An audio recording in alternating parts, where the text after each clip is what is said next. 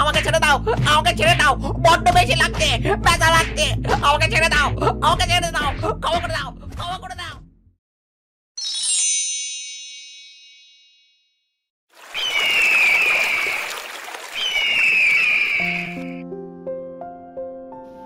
আমার ডিমগুলো তো অনেক দিন হয়ে গেল। এবার ডিম ফুটে আমার ছোট ছোট ছানারা বেরিয়ে আসবে। তাদেরকে আমি শাসন করব, ভালোবাসবো। আজকে আমার খুব খুশি লাগছে। এবার কিছু কিছু করে খাবার সঞ্চয় করি। যখন ছানাগুলো বেরিয়ে আসবে তখন কিছু খাওয়াতে তো পারবো। যাই, বাইরের দিকে যাই। হাঁস ঘর থেকে বেরোতেই যাবে, সেই সময় বৃষ্টি চলে আসে। তাই জন্য হাঁস আবার ঘরে ফিরে আসে। যা বাবা, এই বিনা মেঘে বৃষ্টি কিভাবে হচ্ছে? এই তো দেখলাম আকাশ ঝলমল করছিল, এর মধ্যে বৃষ্টি নেমে গেল। আমি পরে খাবার সঞ্চয় করতে যাব। এখন যাই, ডিমগুলোর উপর বসি। যদি বেশি তা দিলে তাড়াতাড়ি বাচ্চাগুলো বেরিয়ে আসে। আমি তো ভেবেই খুব খুশি। এই বলে হাঁস তার ডিমগুলোকে আঁকড়ে ধরে বসে থাকে এবং অত্যধিক আনন্দে নিজের মনের কথাবার্তা বলতে থাকে। তোদের আমি অনেক ভালোবাসবো। তোরা তাড়াতাড়ি ডিম থেকে বেরিয়ে আয়। তোদের একজনের নাম রাখবো গুড্ডু, আরেকজনের নাম রাখবো পিঙ্কি। খুব সুন্দর নাম, তাই না?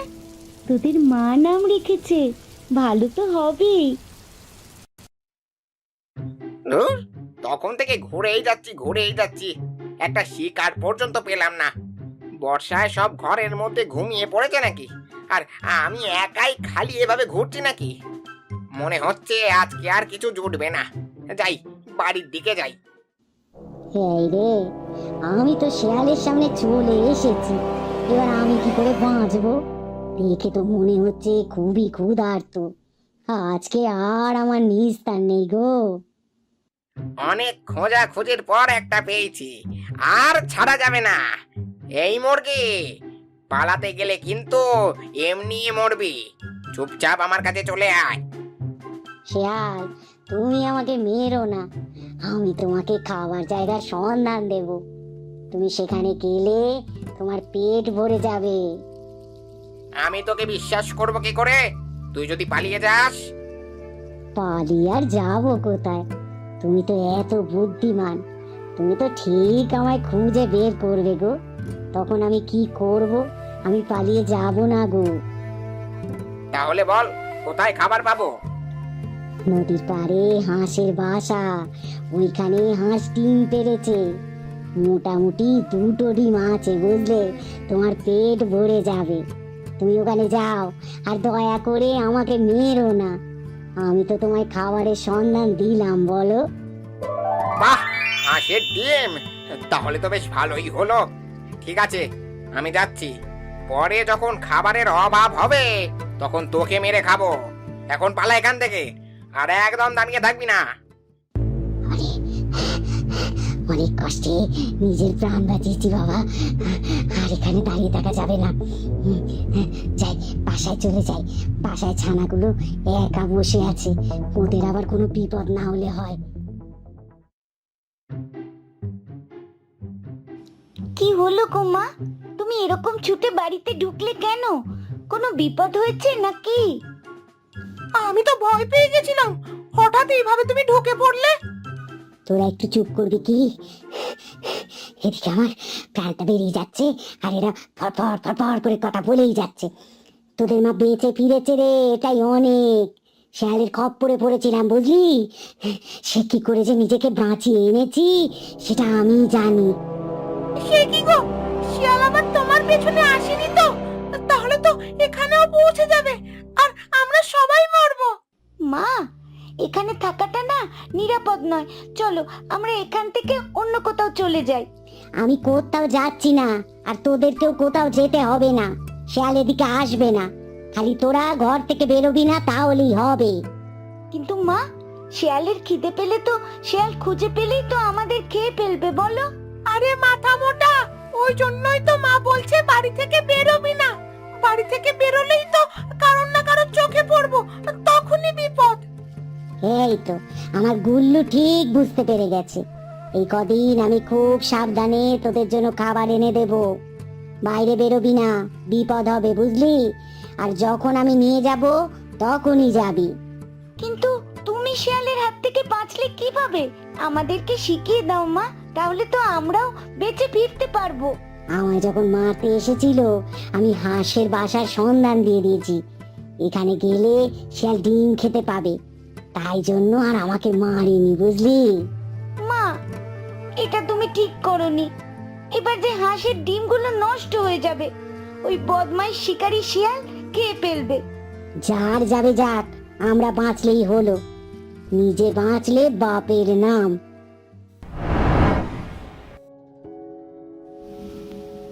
এই তো বৃষ্টি থেমে গেছে, এবার যাই দেখি।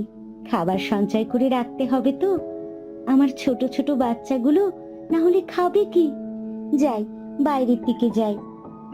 হাঁস বাইরে চলে যায় এবং বাসায় প্রবেশ করে শিকারী শেয়াল। সেখানে দুটো বড় বড় ডিম দেখে শেয়ালের মুখ থেকে পানি পড়তে থাকে। আরে, মুরগি তো তাহলে ঠিক খবর দিয়েছিল। এখানে যে দুটো বড় বড় ডিম, আর এখন হাঁস এখানে নেই। এখানে বসে বসেই খেয়ে ফেলি। নিশ্চয়ই হাঁস খাবারের সন্ধানে গেছে, আসতে দেরি হবে। ততক্ষণে আমি খেয়ে পালাবো, কে খেয়েছে জানতেই পারবে না। শেয়াল বসে বসে আয়েশ করে একটা একটা ডিম খেয়ে ফেলে। ডিম খেয়ে শেয়ালের পেট ভর্তি। এবারে শেয়াল হাঁসের বাসা থেকে বেরিয়ে পড়ে। বেরোনোর সময় মা হাঁস সেটা দেখতে পায়। আহ, ভোজনটা বেশ ভালোই হলো। মুরগিটা তাহলে ঠিক কথাই বলে। এবার তাহলে ওই মুরগিকে দেখতে পেলেই আমার খাবারের সন্ধান হয়ে যাবে। আরে, আমার বাসা থেকে শেয়াল বেরোচ্ছে। নিশ্চয়ই আমার ডিমগুলোকে খেয়ে ফেলেছে বদমাস। তাড়াতাড়ি গিয়ে দেখি ওই শেয়াল বেটা খবর কি করে পেল আমি ডিম পেড়েছি। কত আশা করেছিলাম আমার বাচ্চাদেরকে খুব ভালোভাবে মানুষ করব, আমার ডিমগুলোকে খেয়ে ফেললে। আয় আয়, আমাকে ধরবি আয়। কেমন ভাবে ধরিস আমিও দেখবো। আমার থেকে জোরে তুই দৌড়তেই পারবি না। আমি তো তোকে ধরেই ছাড়বো। সব থেকে জোরে আমি দৌড়াই, তোর থেকেও বেশি জোরে। আমি তোকে এক্ষুনি ধরে ফেলবো, দেখ।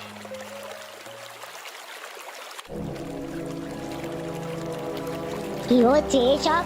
তোরা বাসা থেকে বেরিয়ে এসেছিস কেন? তোদেরকে আমি বলেছিলাম তো, আমি না বললে বাসা থেকে একদম বেরোবি না। কথাটা কানে যায়নি নাকি? মা, তুমি তো বাইরে গিয়েছিলে বলো, তাই জন্য সামনেটা করে দাঁড়িয়ে খেলছিলাম। তুমি তো খাবার আনতে গিয়েছিলে, আমরা একা একা বসে বসে কি করব? হ্যাঁ মা, ও তো ঠিকই বলছে। আমরা অতক্ষণ বাসায় বসে থেকে কি করব? আমাদের তো বিরক্ত লেগে যাচ্ছিল, তাই জন্য বাসার সামনেটাই বেরিয়ে একটু খেলছিলাম। এতে রাগ করার কি আছে? আর তুমি আমাদের এত বকো কেন? তোদেরকে আমি শুধু শুধু বারণ করি নাকি? ওই শেয়াল খাবার সন্ধানে এদিকে এলে কি হতো বলতো? তোদের কাউকে যদি ধরে নিয়ে চলে যেত, আমি কি নিয়ে থাকতাম? তোদেরকে আমি কত ভালোবাসি তোরা জানিস না? মা, আমরাও তো এবার বড় হচ্ছি। এবার তো আমাদেরকেও সবকিছু শিখতে হবে। নিজেকে খাবার শিকার করতে হবে, খাবারের সন্ধানে যেতে হবে। বলেছি না, সেসব কদিন পরে হবে। এখন তোর মা আছে, তোদের অত চিন্তা করতে হবে না। আমি যতদিন আছি তোদের কোনো অভাব হতে দেব না, আর তোদের কোনো বিপদও হবে না। আচ্ছা মা, আমাদের না ভুল হয়ে গেছে, আমরা আর তোমার কথার অবাধ্য হব না। এই গুল্লু, চল বাসার ভিতরে চল। আরে তোরা মন খারাপ করছিস কেন? আমি তোদের ভালোর জন্যই বলছি রে। আমি তো মা, নিশ্চয়ই তোদের ভালোই চাইবো। আয় বাসার ভিতরে আয়।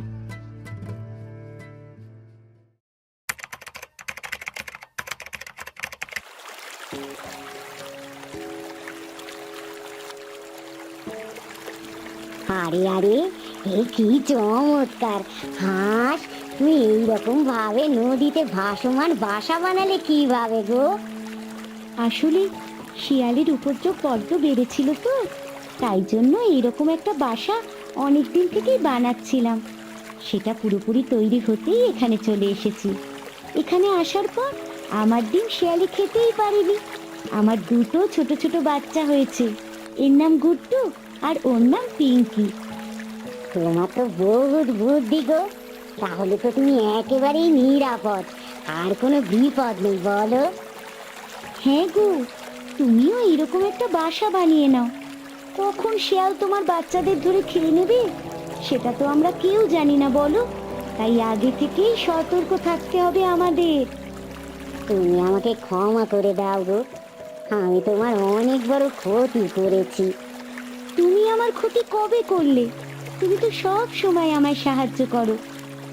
না গো, কয়েকদিন আগে যখন আমি শিয়ালের খপ্পরে পড়েছিলাম, তখন নিজেকে বাঁচাবো বলে তোমার বাসার খোঁজ খবর দিয়ে দিয়েছিলাম। তাই জন্য শেয়াল তোমার বাসা থেকে ডিম খেয়ে নিয়েছিল। আমায় ক্ষমা করে দিও গো, কিন্তু তুমি খুব ভালো, তুমি আমার ভালো চাও, তাই আর কথাটা চেপে রাখলাম না। আচ্ছা ঠিক আছে, কিন্তু পরে আর এরকম করো না। তোমার ডিমগুলো যদি কেউ খেয়ে ফেলে তাহলে তোমার কেমন কষ্ট হবে বলো তো। হ্যাঁ গো হ্যাঁ, আমি তো বুঝতে পেরেছি, অনুভব করতে পেরেছি, তাই জন্য তোমার কাছে ক্ষমা চাইলাম। দয়া করে তুমি আমাকে ক্ষমা করে দাও। তুমি যে বুঝতে পেরেছো এটাই অনেক। যে একবার বুঝে যায় সে সেই ভুল আর কখনো করে না। তুমিও একটা নিরাপদ জায়গায় বাসা বানিয়ে নাও। হ্যাঁ, দেখি কোথায় বাসা বানানো যায়। ঠিক আছে, বিশ্রাম করো, আমি এখন এলাম কেমন। তোমার এই নতুন বাসা দেখে আমি খুব আশ্চর্য হলাম গো। আসলে অনেকদিন এদিকে আসিনি তো, তাই দেখিনি। আচ্ছা আচ্ছা, পরে কথা বলবো, ঠিক আছে। হ্যাঁ, আমি একটু খাবারের সন্ধানে বেরোবো। আর এখন আমার কোনো চিন্তা নেই এই বাসা হয়ে যাওয়ার পর। উফ, এ খিদেতে পেটটা একেবারে চুই চুই করছে। সামনে তো কোনো শিকার দেখতে পাচ্ছি না। যাই, নদীর দিকে যাই, অন্তত একটু পানি খেয়ে আসি। শেয়াল হাঁটতে হাঁটতে নদীর ধারে এসে পৌঁছায়। নদীর ধারে এসে তার লক্ষ্য করে হাঁসের ভাসমান বাসাটির দিকে। সেখানে গুড্ডু এবং পিঙ্কি বসে আছে। আরে, সেই রকম ভাবে নদীতে ভাসমান বাসা তৈরি করলো কিভাবে? তাহলে তো আমি আর ওর বাচ্চাগুলোকে খেতে পারবো না। এবার আমাকে নতুন কিছু ভাবতে হবে। হ্যাঁ, ওর বাচ্চাগুলোকে ভুলিয়ে ভালিয়ে নদীর পাড়ে নিয়ে আসি, আর একবার এসে গেলেই আমার খাবারের বন্দোবস্ত হয়ে যাবে। ওই একটা নদীর পাড়ে একটা শিয়াল এসেছে, মনে হচ্ছে জল খেতে এসেছে। তোমরা আমার সাথে খেলবে? আমার কেউ নেই গো, আমার বন্ধু হবে। আহারে, বেচারার একটাও বন্ধু নেই রে। চল না গুড্ডু, আমরা দুজনে গিয়ে ওর সাথে বন্ধুত্ব করি। না, আমি যাব না, আর তুইও যাস না।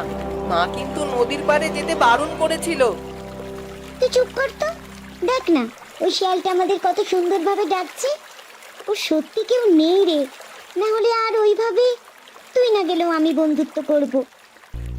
আমার কি কেউ বন্ধু হবে না? আমি কি এতটাই খারাপ? আমার সাথে একবার খেলা করবে, এসো, দেখবে তোমাদের অনেক মজা লাগবে। পিঙ্কি শিয়ালের কথায় বিশ্বাস করে সাঁতার কাটতে কাটতে নদীর পাড়ে চলে আসে শেয়ালের কাছে। এই যে, আমি তোমার বন্ধু হব। তোমার কেউ বন্ধু না থাকলেও আমি থাকবো তোমার কাছে। তুমি আর আমি খুব মজা করব, কেমন? আর আমার হাত থেকে নিস্তার নেই তোর। ব্যাস, আজকের খাবারটা আমার হয়ে গেল। খাটতেও হলো না, শিকার আমার কাছে নিজে এসে ধরা দিল। আমাকে ছেড়ে দাও বলছি, ছেড়ে দাও। আমি তো তোমার বন্ধু হতে এসেছিলাম। বন্ধু না ছাই, আমি তো তোকে খাবো বলে ডাকছিলাম। আমার আজকের খাবার হলি তুই।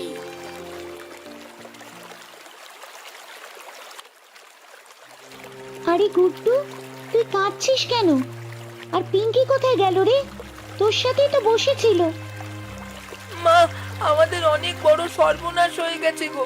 তুমি যাওয়ার পর নদীর পাড়ে একটা শিয়াল এসেছিল। সে মিষ্টি মিষ্টি ভাষায় আমাদের ডাকছিল। পিঙ্কি তার কথার জালে পড়ে তার কাছে চলে যায়। আমি বারণ করার সত্ত্বেও শুনলো না, আর ওই শিয়াল পিঙ্কিকে নিয়ে জঙ্গলের ভেতর পালিয়ে যায়। হায় রে উপরওয়ালা, তুমি কেন আমার সাথে এরকম করো? আমি তো কারোর কোনো ক্ষতি করিনি। নিশ্চয়ই মুরগি আবার আমার বাসার সন্ধান ওই শিয়ালকে দিয়েছে। সত্যি এই দুনিয়ায় কাউকে বিশ্বাস করা যায় না। মা, তুমি ভেঙে পড়ো না, আমি আছি তোমার সাথে। ভেঙে পড়লে চলবে না, আমি তোমার সমস্ত কাজকর্ম করব এবার। তোর বোনটা চলে গেল রে, আর কোনোদিন তাকে আমি দেখতে পাবো না। শিয়ালের পেটে গেল। একবার সুযোগ পাই, তারপর মজা দেখাবো এসে শিয়ালকে। আমরা কি করে শিয়ালের মজা দেখাবো? ওই শিয়াল যে বড় প্রাণী, আর আমরা তো আছি ছোট। উপরওয়ালা চাইলেই সব কিছুই হয়। উপরওয়ালা যদি চায় তাহলে ঠিক হবে। একদিন ওই শিয়াল উচিত শিক্ষা পাবে।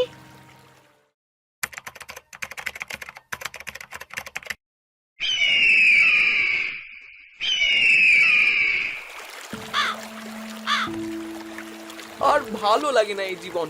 শুধুমাত্র মাছ ধরো আর গিয়ে মাকে দাও। কতদিন আর এইভাবে চলবে? মা তো নিজে কোনো কাজকর্ম করতে পারে না। আমি খেটে খেটে মরি। আরে তুমি একা একা এখানে কি করছো গো? রেগে আছো মনে হচ্ছে। কোনো সমস্যা হয়েছে নাকি? কে তুমি সুন্দরী? তোমার রূপ যে আমার মুগ্ধ করছে। কত সুন্দর চেহারা তোমার। তোমায় দেখেই যে আমার মন একদম ভালো হয়ে গেল। তা তোমার নাম কি? আমার নাম মন্টি। তোমাকেও তো দেখতে খুব সুন্দর গো। তুমি এত রেগে আছো কেন? আমার মায়ের বয়স হয়েছে, এখন আমি মাছ ধরি, মাকে দিয়ে আসি, আরো কত কাজ আমি একাই করি। এইসব আর ভালো লাগছে না। এসব ছেড়ে দাও, এসব করার কোনো দরকার নেই। তুমি কি আমার জীবন সঙ্গী হবে? আমি যাব তোমার সাথে। এই জীবন আমার আর ভালো লাগছে না। তোমার সাথে গেলে আমার জীবন আরো রঙিন হয়ে উঠবে। তাহলে চলো আমার বাড়ি আমার সাথে। এবার থেকে আমরা দুজন ওখানেই থাকবো।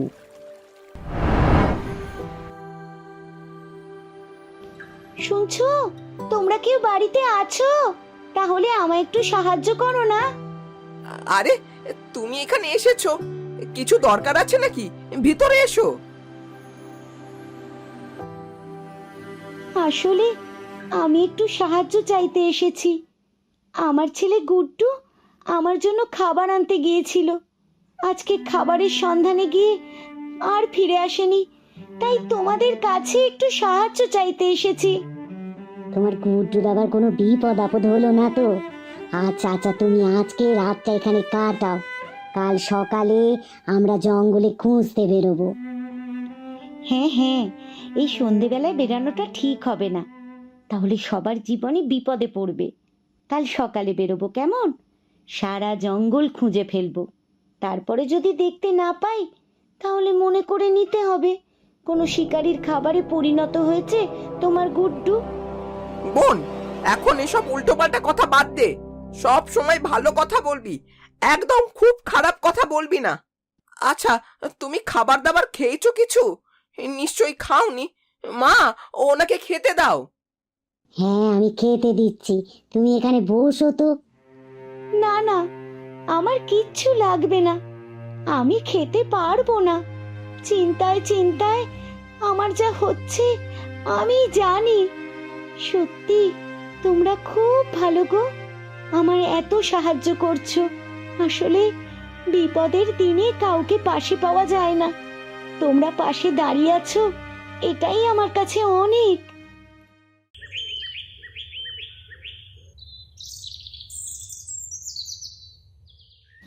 তোমার সাথে এবার আমি সারাটা জীবন কাটাবো। তুমি আমায় ছেড়ে যাবে না তো? না না, কখনো না। আমিও তো সারাটা জীবন তোমার সাথে কাটাবো। গাছের নিচে বসে কথা বলছিল গুড্ডু এবং মন্টি। হঠাৎই তাদের সামনে আসে শিকারী শেয়াল। দুদিন ধরে কিছু খাইনি, আজকে একেবারে জোড়া শিকার পেয়েছি। আজকে ভোজনটা ভালোই হবে। পালা রে পালা, না হলে শিয়ালের পেটে যেতে হবে। ছোট ছোট সবাই ছোট, পালিয়ে যা সব। চাচা আপন প্রাণ বাঁচা। এটা তোর জীবন সঙ্গী, বিপদের সময় ছেড়ে চলে গেল। কিরকম জীবন সঙ্গী বেঁচেছিস রে? তোকে দেখেও আমার মায়া লাগছে, আর মায়া বাড়িয়ে লাভ নেই, তোকে খেয়ে ফেলি। সত্যি আমার নিজের প্রতি ঘৃণা চলে এসেছে। আমি আমার মাকে ছেড়ে দিয়ে এর সাথে এলাম। নিশ্চয়ই মা খুব কষ্ট পাচ্ছে। শিয়াল ভাই, তুমি তুমি একবার আমাকে মায়ের কাছে যেতে দাও। হ্যাঁ, সবাইকে ছেড়ে দিলে আমি খাবো কি? আমি তোকে বাগে ফেলছি, আর ছাড়ছি না। তোকে আমি আমার পেটে ভরবো, তুই যাই বলিস আমি আর শুনছি না। আয় রে আয়, শুধু শুধু আমাকে আর দৌড় করাস না। দৌড়ালে তুই হারবি, তার থেকে আমার কাছে চলে আয়। ঠিক এমন সময় পিছন থেকে একটা লাঠির বাড়ি পড়ে শেয়ালের পিঠে। শেয়াল কিছু বুঝতে পারে না। শেয়াল ঘুরে দাঁড়াতেই দেখে হাঁস মুরগি সব একসাথে মিলেমিশে গেছে। তুই আমাকে লাঠির বাড়ি মারবি? আজকে তো তোরা সকলে মরবি, এক এককে ধরে মারবো। আয় না দেখি কে কাকে মারে, আমিও দেখছি। আমার সন্তানকে খেতে যাচ্ছিলিস তাই তো? বন্ধুরা সকলে মিলে মারো। আহ, আহ, আহ, আহ, আমাকে ছেড়ে দাও, আমাকে ছেড়ে দাও, বড্ড বেশি লাগছে, ব্যথা লাগছে। আমাকে ছেড়ে দাও, আমাকে ছেড়ে দাও, ক্ষমা করে দাও, ক্ষমা করে দাও। আমার ডিমগুলো খাবার সময় মনে ছিল না? আমার একটা ছানাকে ধরে নিয়ে গিয়েছিলি, সেটা মনে নেই? আবার এই ছানাটার পেছনে পড়েছিস। আজকে আর তোর নিস্তার নেই। বদমাস শেয়াল যা হোক তা হোক করে সেখান থেকে বেরিয়ে ছুট দেয়, আর কোথাও থামে না। মা, আমাকে ক্ষমা করে দাও। আমি অনেক বড় ভুল করে ফেলেছি। যে আমাকে জন্ম দিয়েছে, আমি তাকে ছেড়ে চলে আসছিলাম। আমায় আমায় ক্ষমা করে দাও মা। শোন গুড্ডু, আমরা যা করি তোদের ভালোর জন্যই করি বাবা। তোরা বড় হয়েছিস, তোদের রাগ অভিমান হতেই পারে, তবে মায়েরা কখনো খারাপ চায় না রে। এগুলো একটু মাথায় রাখিস। রাগের মাথায় উল্টো পাল্টা সিদ্ধান্ত নিলে নিজেরই ক্ষতি বাবা। এখন এসব কথা থাক, চল তুই বাড়িতে চল, সবাই মিলে একসাথে বসে খাওয়া দাওয়া করব। এসব কথা ভুলে যা, আমি কিচ্ছু মনে করিনি, বুঝলি? চল বাড়িতে চল। আরে সাবাস, খাওয়া দাওয়া, চলো চলো চলো, তাড়াতাড়ি চলো। খাবারের নাম শুনলেই আমার জিভ থেকে পানি পড়তে থাকে।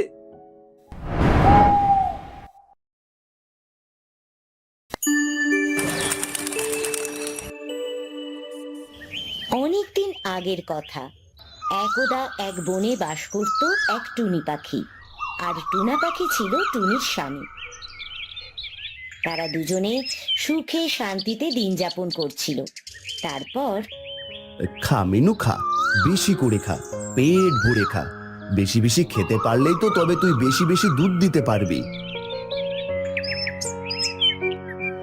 কি টুনা, একা একা কি বিড়বিড় করছো? তোমার মাথাটা গেল নাকি? একা কেন কথা বলবো টুনি, আমি তোমাদের মিনুর সাথে কথা বলছিলাম। হয়েছে হয়েছে, কাজকর্ম সব ফেলে রেখে মিনুর সাথে কথা বললেই হবে? আমার তো এখন আর কোনো কাজ নেই টুনি, আমার এখন কাজ শুধু মিনুকে খাওয়ানো। কাজকর্ম না করলে তুমি মিনুকে খাবার এনে দেবে কি করে বলো তো বাপু? খাবার কি আর এমনি এমনি বাড়িতে চলে আসবে? প্রয়োজন হলে তাই আসবে টুনি, একটু সবুর করো, দেখবে খাবার এমনি এমনি বাড়িতে চলে আসবে। খাবার কখনো এমনি এমনি বাড়িতে চলে আসে নাকি? সত্যি সত্যি কি তোমার মাথাটা গেল নাকি টুনা? আমার মাথা যাবে কেন টুনি, আমাদের মিনু দুধ বাজারে বিক্রি করব, তারপর অনেক টাকা পাবো আমরা। সেই টাকা দিয়ে মিনুর জন্য খাবার নিয়ে আসবো, আর সাথে আমাদের জন্য নিয়ে আসবো। এই কথা তো আমি আগে ভেবে দেখিনি টুনা। তাহলে আর দেরি কোথায়? তুমি এখনই আমাদের মিনুর ভার থেকে দুধ সংগ্রহ করে বাজারে নিয়ে যাও টুনা। ঠিক আছে টুনি, যাও আমাকে একটা বালতি এনে দাও, আমি মিনুর ভার থেকে দুধ সংগ্রহ করছি।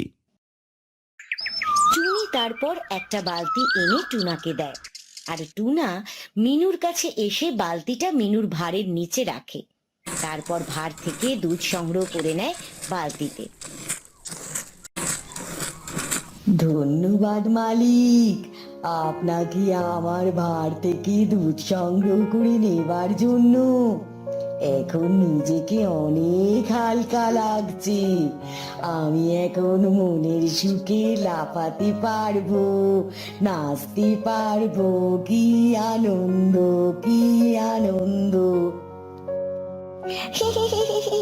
বাবা, আমাদের মিনুর দুধ দিয়ে বালতি তো দেখি ভরে গিয়েছে। হ্যাঁ টুনি, এই দুধ বাজারে বিক্রি করতে পারলে আমি অনেক টাকা পাবো। তারপর আমাদের মিনুর জন্য অনেক ভালো পুষ্টিকর খাদ্য নিয়ে আসবো। ঠিক বলেছ টুনা, আমরা যদি মিনুকে পুষ্টিকর খাবার দেই তবেই তো মিনু আমাদেরকে প্রতিদিন অনেক দুধ দিবে। বেলা যে বয়ে যায় টুনি, আর দেরি নয়, আমি বাজার থেকে আগে দুধগুলো বিক্রি করে আসি, কেমন?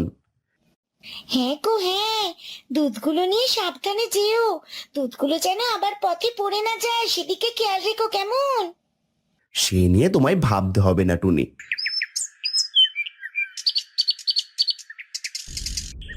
দুধ নিয়ে যাও, দুধ, ভালো ভালো দুধ, টাটকা টাটকা দুধ।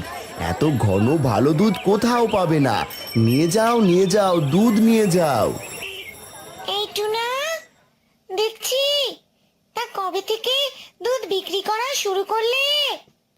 এই তো আজ থেকে শুরু করলাম গো। তা দুধ কি তোমার বাড়ির গাভীর নাকি? হ্যাঁ গো হ্যাঁ, শখ করে একটা গাভী গরু কিনেছিলাম, সেই গাভী গরুর দুধ গটিয়া ভাই। তা আমাকে দাও দেখিনি 2 কিলো।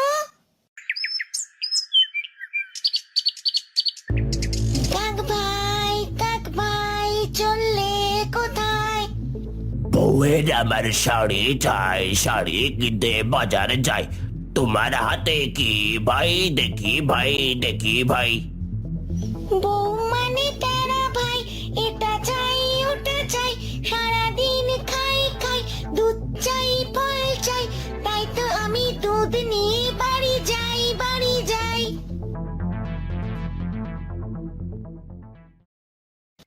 যাক ভাই, সব দুধ বিক্রি হয়েছে। দুধ বিক্রি করে অনেক টাকা পেয়েছি।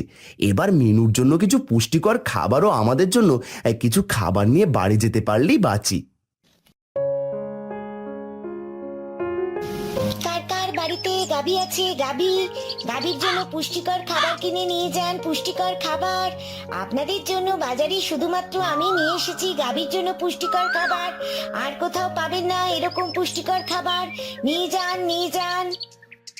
ওই তো আমাদের মিনুর জন্য খাবার পেয়েছি। যাই, মিনুর জন্য কিছু খাবার কিনে নিয়ে আসি। কি ভাই, গাভীর জন্য খাবার নিবে? নাও নাও। খাবার নেব বটে, কিন্তু সত্যি কি এটা পুষ্টিকর খাবার? না মানে আগে তো কখনো খাওয়াইনি। হ্যাঁ, এটা অনেক পুষ্টিকর খাবার। এটা খেলে গরু অনেক মোটা তাজা হবে এবং বেশি বেশি দুধ দেবে। তুমি ঠিক বলছো তো। যদি তোমার কথা সত্যি হয়ে থাকে তাহলে আমি এখন থেকে তোমার কাছ থেকে প্রতিদিন মিনুর জন্য খাবার নিয়ে যাব। একবার নিয়ে গিয়ে দেখো, কাল দেখবে তোমার গাভী বেশি বেশি দুধ দিবে। তারপর টুনা ডুগির কাছ থেকে মিনুর জন্য কিছু খাদ্য কিনে নেয় এবং নিজেদের জন্য কিছু খাবার কিনে নিয়ে বাড়ি চলে যায়।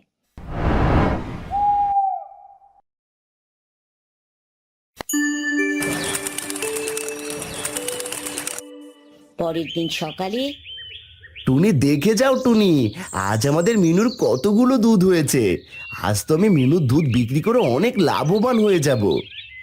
টুনার ডাক শুনে টুনি বেরিয়ে আসে এবং টুনার কাছে আসতেই টুনি দুধের বালতির দিকে তাকাতেই অবাক হয়ে যায়। এই কি টুনা, এই অবাক করা কাণ্ড কিভাবে ঘটলো? আজ কিভাবে মিনু এত বেশি দুধ দিল? এইভাবে রাজত্ব আর রাজ্যের পাখিদের দেখাশোনা করে আমার আর দিন যাচ্ছে না রানী। আমাকে কোনো একটা ব্যবসা বাণিজ্য শুরু করতে হবে। তা না হলে তোমাকে আর আমাদের রাজকন্যাকে নিয়ে আমায় পথে বসতে হবে। কিন্তু মহারাজ, আপনি রাজ্যের পাখিদের রাজা হয়ে কি ব্যবসা বাণিজ্য করবেন? এটা দেখতেই বা কেমন দেখা যায়। তা যা বলেছ রানী, কিন্তু আমারও তো বউ বাচ্চা আছে, সংসার আছে। কিন্তু মহারাজ, আপনি রাজা হয়ে যদি কোনো ব্যবসা বাণিজ্য করেন, তাহলে কি রাজ্যের পাখিরা আপনাকে আর সম্মান দেবে, নাকি আপনাকে রাজা মানবে বলুন? তাহলে লুকিয়ে ব্যবসা এমন কিছু করতে হবে যেন আমার বনের পাখিরা জানতে না পারে। কিন্তু আপনি কি এমন করবেন ভেবেছেন কিছু? আমরা যদি বাজার থেকে দুধ খাবার কথা বলে কিনে নিয়ে সেই দুধ দিয়ে ছানা বানিয়ে শহরে পাঠাই, তো মোটা অঙ্কের টাকা পাবো। হ্যাঁ, এটা করা যায়। তাহলে আপনি টিয়া প্রজাকে বাজারে পাঠান দুধ নিয়ে আসার জন্য। কি টিয়া ভাই, আজকেও দুধ নেবে নাকি? হ্যাঁ, দুধ নেব বলেই তো এসেছি। দাও, দেখিনি, দাও। তোমার কাছে যত দুধ আছে সব আমাকে দাও। কিন্তু এতগুলো দুধ তুমি নিয়ে কি করবে? এখানে তো অনেক দুধ। ঈগল রাজের হুকুম। আমাদের রাজামশাই ঈগল রাজ আমাকে বাজারে সব দুধ নিয়ে যেতে বলেছে। কিন্তু মহারাজ এত দুধ দিয়ে কি করবে? সেটা তো আমি জানি না বাপু, তোমারও জেনে কোনো কাজ নেই। তুমি দুধ দিবে আর টাকা নিবে। ঠিক আছে, দিচ্ছি। তারপর টিয়া টুনাকে টাকা দিয়ে সব দুধ কিনে নিয়ে চলে যায়। কি টুনা, তুমি তো একটু আগেই বাজারে গেলে, আজ এত তাড়াতাড়ি দুধ বিক্রি হয়ে গেল কিভাবে? ঈগল রাজের প্রজা টিয়া এসে সব দুধ মহারাজের জন্য নিয়ে গিয়েছে, সেজন্য আজ দুধ বিক্রি করার জন্য বেশি সময় বসে থাকতে হয়নি। কিন্তু মহারাজ এতগুলো দুধ দিয়ে কি করবে? করবে হয়তো কিছু। দাও দেখিনি, আমাকে একটু খেতে দাও, বড্ড ক্ষুধা লেগেছে।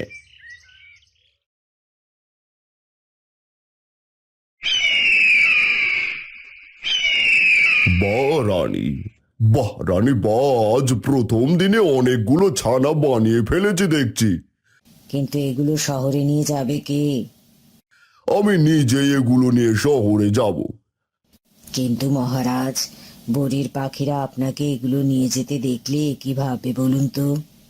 আরে রানী, আমি কি ওদের সামনে দিয়ে নিয়ে যাব নাকি? বনের পাখিরা যখন ঘুমিয়ে থাকবে, তখন আমি রাতের আধারে এগুলো শহরে নিয়ে যাব। আপনি যেটা ভালো মনে করেন। রাত হতেই ঈগল মহারাজ তার নিজের হাতে বানানো ছানাগুলো নিয়ে শহরের উদ্দেশ্যে রওনা দেয়।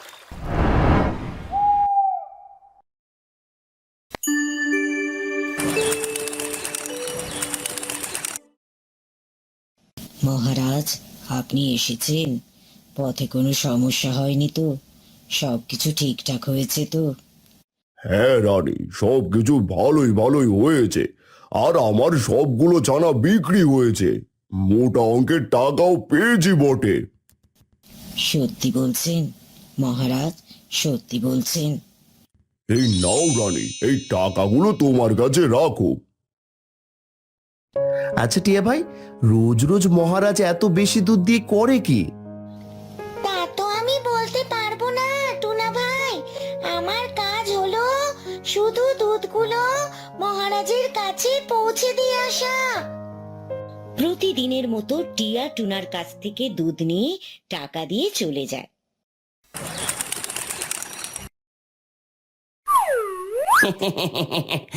আরে আরে, আমার মাথায় এগুলো কি পড়লো? পানির মতো মনে হচ্ছে, কিন্তু এটা তো দেখছি সাদা পানি। আমার জন্মেও আমি কখনো সাদা পানি দেখিনি। তখন শিয়ালের মাথা থেকে দুধের ফোঁটা টপ টপ করে গড়িয়ে শিয়ালের মুখের ভিতরে যায়। এ কি, আমার মুখের ভেতর কি গেল? মিষ্টি মিষ্টি খেতে মনে হচ্ছে। বুঝেছি, আমার মাথার উপর যে সাদা পানি পড়েছিল সেটা গড়িয়ে গড়িয়ে মুখে গেছে। সাদা পানি দেখছি অনেক সুস্বাদু। আমার তো এই সাদা পানি তৃপ্তি করে খেতে ইচ্ছে করছে, কিন্তু আমি এই সাদা পানি পাবো কোথায়?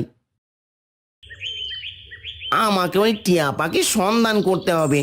আমি ওই টিয়া পাখির সন্ধান পেলে তবে এই সাদা পানির সন্ধান পাবো।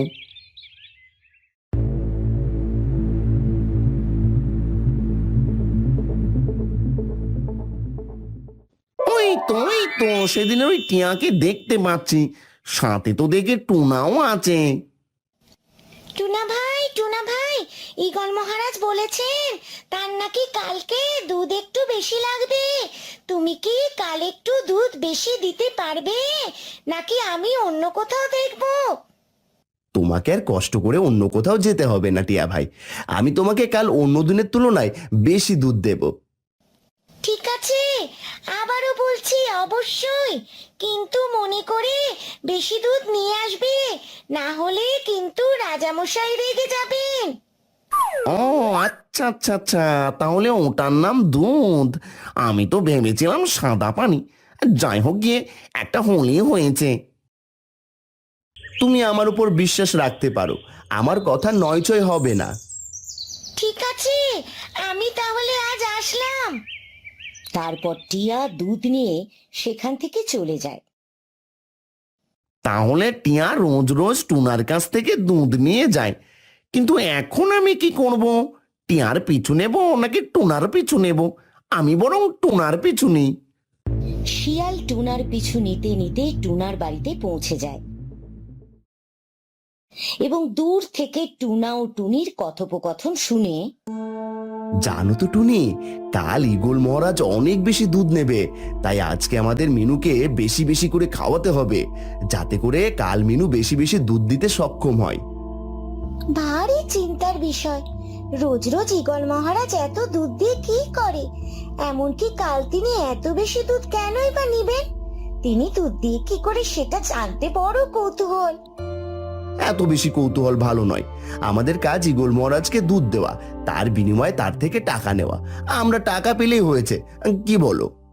তারপর টুনি ও টুনা মিনুকে অনেক বেশি খাবার দেয় এবং মিনুকে বলে, খা খা, বেশি করে খা, সারা রাত না ঘুমিয়ে শুধু খাবার খাবি আর সকালে আমাদেরকে অনেক বেশি দুধ দিবি। হ্যাঁ রে মিনু, সারা রাত শুধু খাবার খাবি আর সকালে বেশি বেশি দুধ দিবি। আমি যে ঈগল মহারাজের প্রজা টিয়াকে কথা দিয়েছি, কাল আমি তাকে অনেক দুধ দেব, না হলে যে ঈগল মহারাজ আমার উপর ক্ষিপ্ত হবেন। তারপর টুনি ও টুনা নিজেদের ঘরে চলে যায় আর পাজি শিয়াল মিনুর কাছে গিয়ে দুধ খুঁজতে থাকে।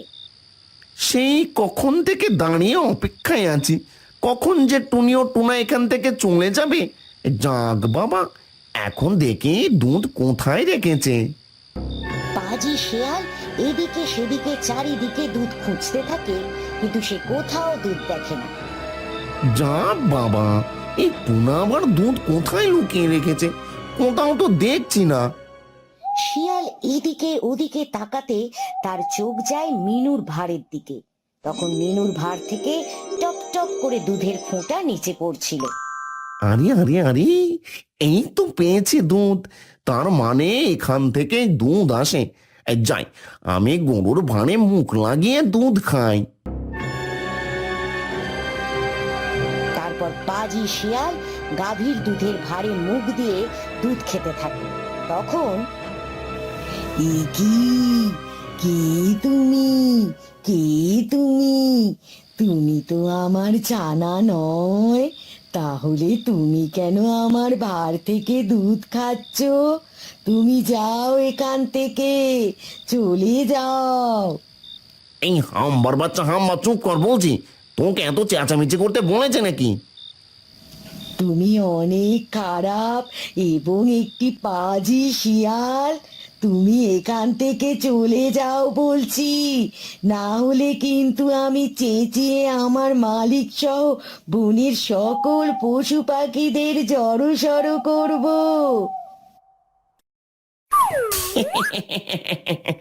আমি সারা জীবন হাঁস মুরগি পশু পাখির মাংস খেয়ে এসেছি, আমার জন্মেও আমি কখনো দুধ খাইনি, আর আমি আজ দুধ খেয়ে বুঝলাম দুধ অনেক সুস্বাদু, আর আমার কাছে অনেক অনেক ভালো লেগেছে। হ্যাঁ, আমার দুধ অনেক সুস্বাদু এবং অনেক পুষ্টিকর। আমার দুধ সকলের দেহের দুর্বলতা কাটিয়ে দেয় আর শরীরকে শক্তিশালী করে গড়ে তোলে। আজ থেকে আমি প্রতিদিন তোমার দুধ খাবো, আর আমি এই বনের সবার তুলনায় অনেক শক্তিশালী হব, আর আমি হব এই বনের পশু পাখিদের ভবিষ্যৎ রাজা। আমি কখনোই তোমার মনের আশা পূরণ হতে দেব না পাজি শিয়াল। তুমি এখনই বেরিয়ে যাও এখান থেকে। বলেই মিনু পাজি শিয়ালকে একটা লাথি মারে, আর শিয়াল মিনুর লাথি খেয়ে কারেন্টের ঝটকার মতো দূরে গিয়ে ছিটকে পড়ে। ও বাবারে, আমার মাজা ভেঙে গেল রে। ও বাবারে, গাভীটা আমাকে লাথি মেরেছে রে। ও বাবারে বাবারে, আমি এখান থেকে পালাই রে। ও বাবারে, আমি আর দুধ চুরি করে খাবো না রে। বলেই পাজি শিয়াল ল্যাংড়াতে ল্যাংড়াতে সেখান থেকে চলে যায়।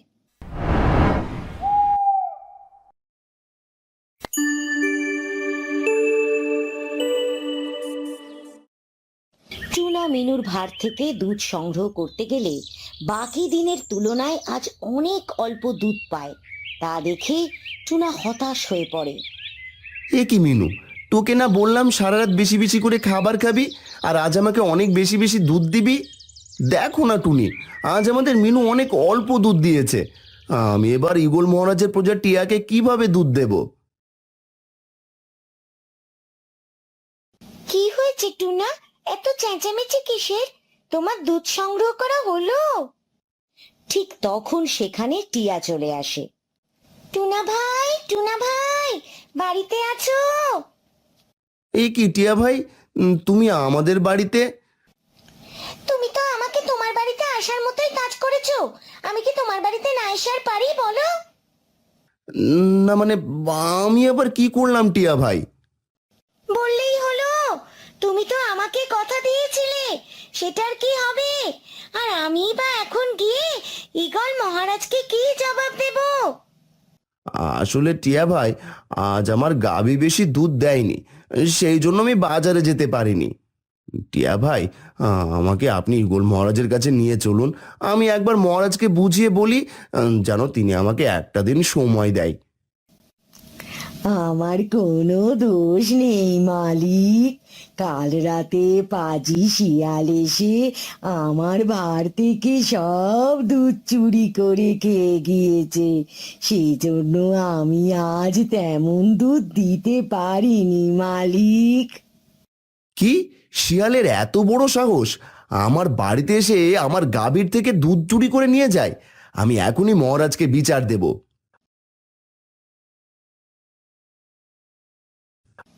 তারপর টুনি, টুনা ও টিয়া ঈগল মহারাজের কাছে যায় আর সবটা খুলে বলে। এখনই শিয়ালকে আমার দরবারে ডেকে পাঠাও। আজ ওই শিয়ালের একটা হেস্ত নেস্ত করেই ছাড়বো। ওদিকে পাজি শিয়াল টুনার বাড়ির আশেপাশে ঘুরছিল, সুযোগ বুঝে মিনুর ভার থেকে দুধ চুরি করে খাবে বলে। ঠিক তখন সেখানে টিয়া আসে আর শিয়ালকে বলে, পাজি শিয়াল কি করো এখানে দাঁড়িয়ে? ঈগল মহারাজ ডাকে তোমায়, জলদি আসো রাজ দরবারে। টিয়া ভাই কেন ডাকে রাজা মশাই? করিনি তো আমি কোনো পাখির ছানা চুরি, কেন যাব রাজার বাড়ি? রাজা মশাই অসুস্থ, তাই সবাই আমরা নতুন রাজা চাই। তুমি শক্তিশালী ও বুদ্ধিমতী, তাই তো তোমার হাতে তুলে দিবে মহারাজ তারপর তরবারি। কি, তুমি সত্যি বলছো? আমি এখনই যাচ্ছি। বলেই পাজি শিয়াল গান গাইতে গাইতে ও নাচতে নাচতে ঈগল মহারাজের বাড়িতে যায়। যেতে যেতে পথে দিনে রাতে টুনির ছাটি আর ছানা খাবো একসাথে। যেতে যেতে পথে দিনে রাতে গাভীর দুধ খেতে কি মজা হবে রে। একবার শুধু আমায় বনের রাজা হতে দে রে রে রে রে। তারপর যেই না পাজি শিয়াল ঈগল মহারাজের কাছে যায়, তেমনি বনের সকল পাখি তাদের লম্বা লম্বা ঠোঁট দিয়ে পাজি শিয়ালকে ঠোকরাতে থাকে। ওরে বাবারে বাবারে বাবারে, আমাকে ছেড়ে দাও রে। ওরে বাবারে, আমাকে ঠোকর দিও না রে। ওরে বাবারে, আমি কি অপরাধ করেছি রে? ওরে বাবারে, আমাকে শাস্তি কিসের দিচ্ছ রে? আমার গাভীর দুধ চুরি করে খাবার শাস্তি তোকে দিচ্ছে। বল বল, আর কখনো আমার গাভীর দুধ চুরি করবি? আমি আর কখনো তোমার গাভীর দুধ চুরি করে খাবো কি না সেটা পরে জানাবো। এখন তো আমাকে ছেড়ে দাও। তোমরা দয়া করে আমাকে একটু পালানোর সুযোগ করে দাও। ইস, মরে গেলাম রে, মরে গেলাম। আমাকে ছেড়ে দাও। তোর মতো চোরের এ বনে কোনো জায়গা নেই, তোকে মেরে নদীতে ফেলে দেওয়া হবে। আমার জন্মই তো চোর বংশে, আমার কাজই তো সবার বাড়িতে চুরি করে খাওয়া। তবে রে, মারো সবাই বেটাকে। ইস, আর মেরো না। ওদিকে তাকাও সবাই, ওই দেখো দেখো, আগুন আগুন আগুন, দেখো ঈগল মহারাজের বাড়িতে আগুন লেগেছে। শিয়ালের মুখে আগুনের কথা শুনে সবাই যেই না ওদিকে তাকায়, তেমনি সেই সুযোগ কাজে লাগিয়ে পাজি শিয়াল সেখান থেকে দৌড়ে পালিয়ে যায়। আর সেখানেই শেষ হয় আজকের গল্প।